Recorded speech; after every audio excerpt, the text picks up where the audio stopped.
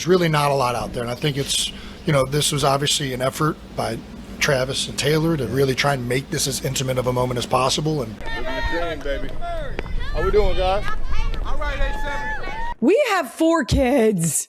Stop trying to get me to have more. Travis Kelce's own brother just admitted the thing everyone has quietly been thinking for almost a month now. Nearly 30 days after the biggest wedding of the year, nobody has seen a single real photo from inside it, and Jason Kelce finds that genuinely astonishing. Speaking on a Philadelphia sports radio show on Thursday, Jason was asked about his brother's wedding to Taylor Swift. Rather than dodging the topic entirely the way the family usually does, he offered something more interesting than gossip. He offered his own amazement. He explained that he has not seen any legitimate photos from the wedding at all, and called that fact remarkable. Yeah, and there's still large. I mean, I haven't seen any legitimate photos really from the wedding. Like, it's remarkable. Then he put the scale of it in perspective.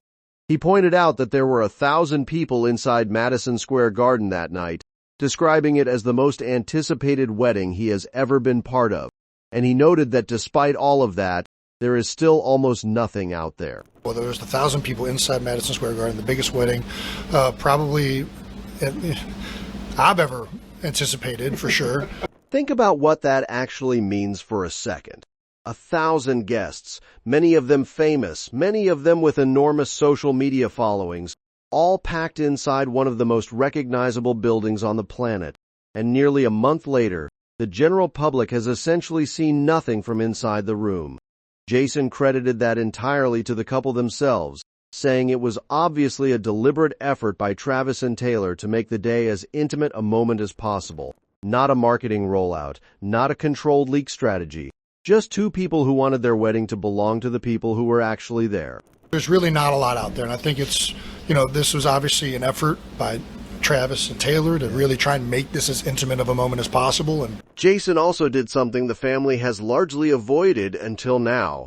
He addressed the criticism head-on, because a fair amount of backlash followed the decision to hold the ceremony at Madison Square Garden.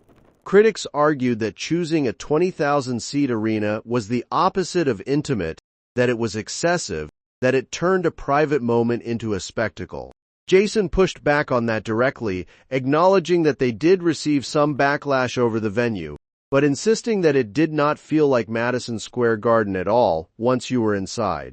He explained that they found an area that could be genuinely secure while still feeling intimate and special, and he said the whole thing was incredibly done. I know they got some backlash from Madison Square. It didn't feel like Madison Square. They did a great job of finding an area that could be very secure. It would be someplace that they would be able to have this kind of control over it, while also feeling intimate and really special. And it was incredibly done. That defense carries weight coming from him specifically because Jason was not a distant guest at the back of the room. He was the best man. He stood beside his brother through the entire thing, and by his own admission, he did not exactly hold it together. In the most charming confession of the entire interview, Jason revealed that he cried more watching Travis and Taylor get married than he did at his own wedding to Kylie back in 2018.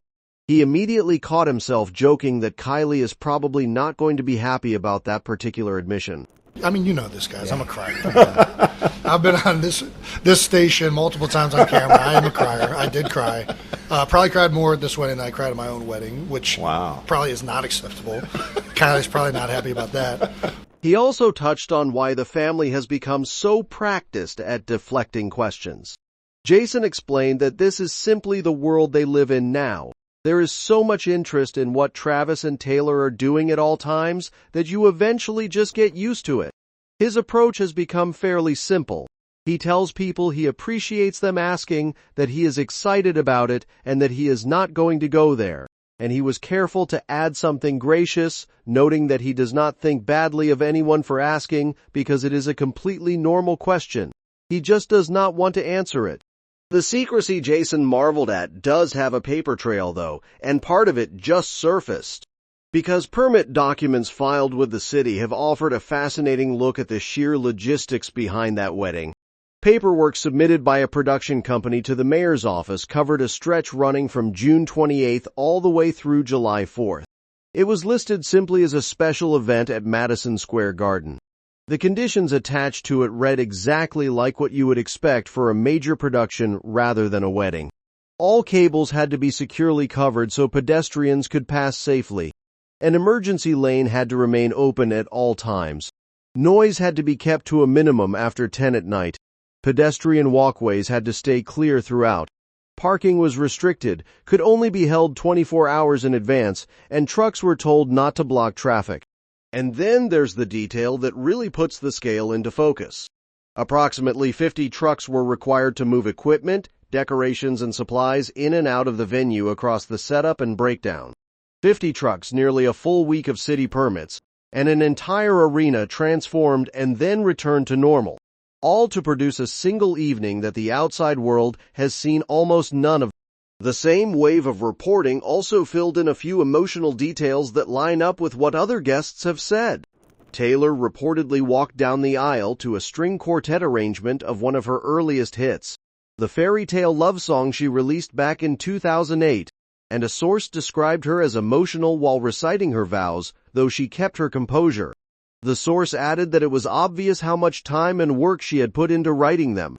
Their vows were long. They were really well written. They were funny. They were sweet. They were emotional. Travis, by the same account, teared up considerably more than she did. Both of them apparently shared personal details and anecdotes that some guests had genuinely never heard before. Travis was a puddle watching his nieces come down the little ramp that they built.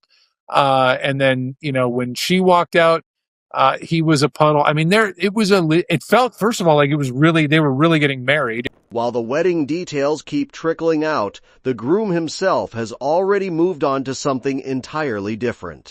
Because Travis reported to training camp on July 29, arriving at the team's facility in Missouri to begin his 14th season, less than a month after getting married. Video of him walking in captured his mood pretty clearly.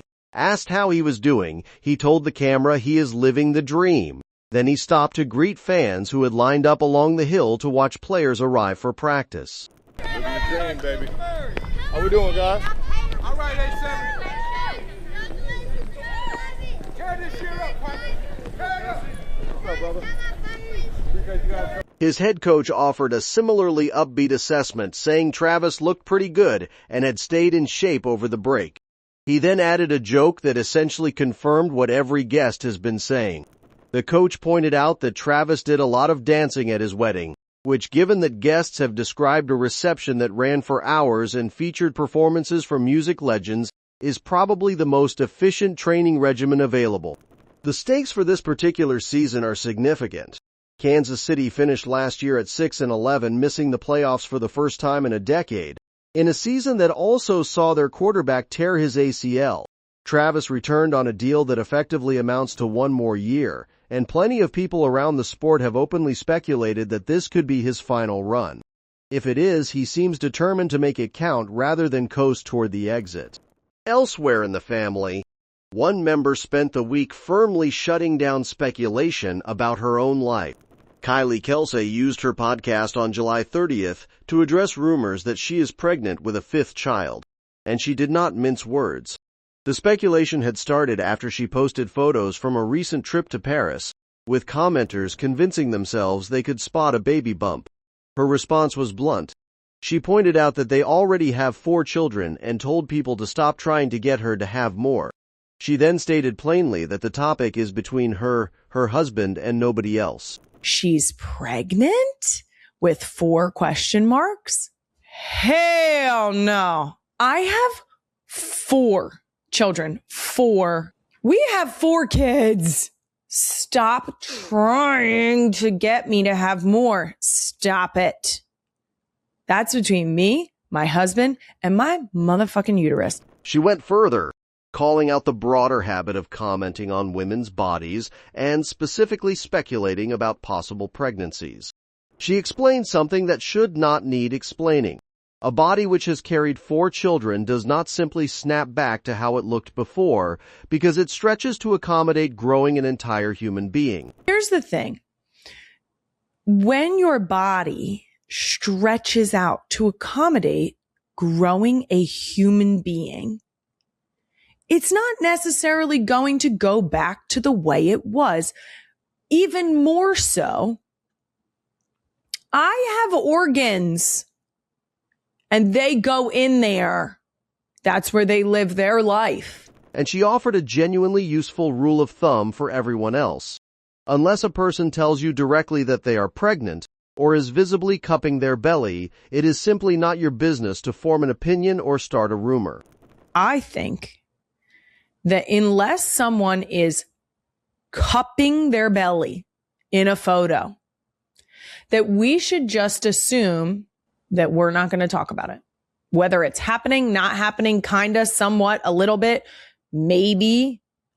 Unless you tell me that you are pregnant, you say the words, I have a baby in my belly, or you are cupping your belly. For a family that has spent the past month gracefully declining to discuss a wedding, it was a much sharper tone and an understandable one. There is a real difference between protecting a happy secret and being asked to defend your own body to strangers online. One more storyline has been circulating this week, though it comes with a significant caveat. Because a number of reports have claimed that Taylor is feeling immense pressure now that she is officially a football wife rather than a girlfriend. According to those accounts, she genuinely loves attending games to support Travis and finds the spectacle thrilling, but game days take a real toll.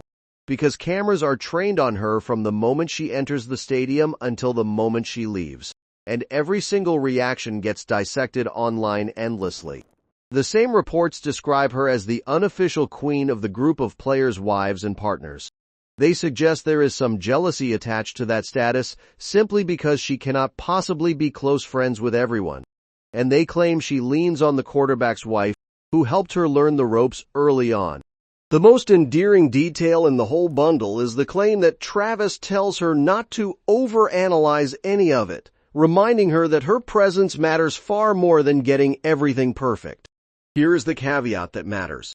Every one of those claims traces back to a single unnamed insider speaking to one outlet, then repeated across dozens of others. There is no confirmation from Taylor, from Travis, or from anyone attached to them. It is entirely plausible that a woman who is photographed constantly finds stadium appearances stressful. It is equally possible that the entire storyline is manufactured from nothing. Worth knowing it exists, worth taking with a healthy dose of skepticism. Stepping back, here's the full shape of this week. Jason Kelce publicly marveled that not a single legitimate photo has leaked from a wedding attended by 1,000 people. He defended the choice of Madison Square Garden against critics who called it excessive and admitted he cried harder at his brother's wedding than at his own. City permit filings revealed the wedding required nearly a week of access and roughly 50 trucks. There was also fresh confirmation that Taylor walked down the aisle to a string quartet version of one of her earliest songs. Travis reported to training camp declaring he is living the dream, with his coach joking that all that wedding dancing kept him in shape. Kylie Kelce firmly shut down pregnancy speculation and called out the habit of commenting on women's bodies.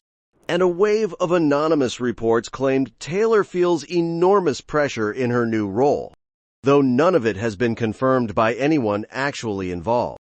Nearly a month on, the most telling thing about this wedding remains what has not come out. 1,000 people were in that room. Every one of them could have cashed in. Not one of them did. Whatever else gets said about the spectacle, the cost, or the venue, that particular detail says something genuine about the people this couple chose to surround themselves with. That's all for this video, folks. See you next time.